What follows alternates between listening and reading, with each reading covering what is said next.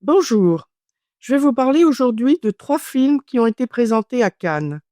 La venue de l'avenir du cinéaste français Cédric Klapisch, qui va sortir jeudi 22 mai, et Mission impossible, The Final Reckoning du cinéaste américain Christopher McQuarrie, présenté hors compétition. Ensuite, je vous parlerai de Partir un jour de la cinéaste française Amélie Bonin, présentée également hors compétition et qui est sortie la semaine dernière. Si vous avez apprécié les différents films du cinéaste français Cédric Klapisch, vous allez tomber sous le charme de sa dernière œuvre, La venue de l'avenir. Une trentaine de personnes qui ne se connaissent pas apprennent qu'elles sont de la même famille et qu'elles viennent d'hériter d'une maison abandonnée et en ruine.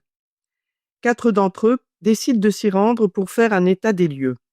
C'est ainsi qu'ils découvrent plusieurs vieilles photos et surtout un tableau représentant une belle jeune femme. Celle-ci, qui s'appelle Adèle et a vécu au XIXe siècle, a quitté sa Normandie pour retrouver sa mère à Paris en 1895.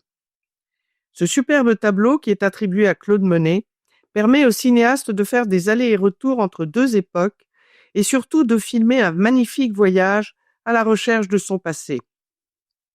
Grâce à sa brillante mise en scène, il décrit très bien cette époque ancienne qui a connu les débuts de la photographie, du cinéma et de la peinture impressionniste. En mêlant les 2 époques et grâce à une magnifique interprétation, le cinéaste signe un film fascinant sur la transmission. Mais il est dommage qu'il y ait quelques longueurs et une plongée dans le monde de la prostitution.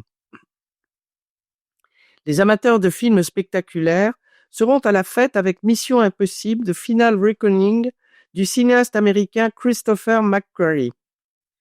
Ethan Hunt est toujours à la recherche de ce qui pourrait lui permettre de mettre fin à une catastrophe mondiale. Il s'agit de l'entité qui est bien décidée à provoquer un cataclysme nucléaire.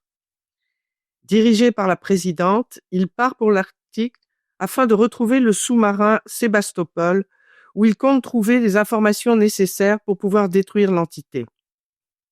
Comme dans les précédents épisodes, dès le début, on est fasciné par des scènes spectaculaires et magistralement mises en scène. Comme toujours, Tom Cruise est impressionnant dans ses cascades et il est très bien entouré. Mais, comme on peut s'en douter, il y a de très grandes violences et l'histoire n'est pas toujours très compréhensible. Mais on ne s'en soucie guère tant le spectacle est très distrayant, bien que le film soit trop long, il dure 2h49. Il y a des films qui provoquent des réactions très différentes selon les spectateurs et les critiques. Vous pourrez le constater avec Partir un jour de la cinéaste française Amélie Bonin. Quand elle apprend que son père vient de faire un infarctus, Cécile, la récente gagnante de Top Chef, qui rêve d'ouvrir son propre restaurant, décide de partir immédiatement pour retrouver ses parents dans le village de son enfance. Sur place, elle retrouve Raphaël, un ancien ami du collège, avec lequel elle avait eu une aventure. Une retrouvaille qui risque de lui faire oublier son compagnon actuel, dont elle vient de découvrir qu'elle était enceinte. Après son court-métrage récompensé d'un César, Amélie Bonin signe son adaptation, qui est également son premier long-métrage. Choisi pour faire l'ouverture du Festival de Cannes, ce film, bien qu'il ait plu à de nombreux spectateurs et critiques, se révèle néanmoins assez décevant. Certes, l'ambiance est chaleureuse et la chanteuse Juliette Armanet joue très bien, mais l'ensemble est assez banal et décevant, même si les nombreuses chansons connues sont agréables à entendre. À vous de voir. Je vous rappelle les titres des films dont je viens de vous parler.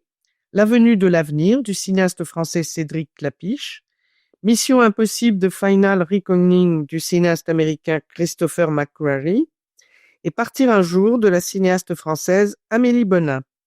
À la semaine prochaine sur les ondes de Radio Espérance.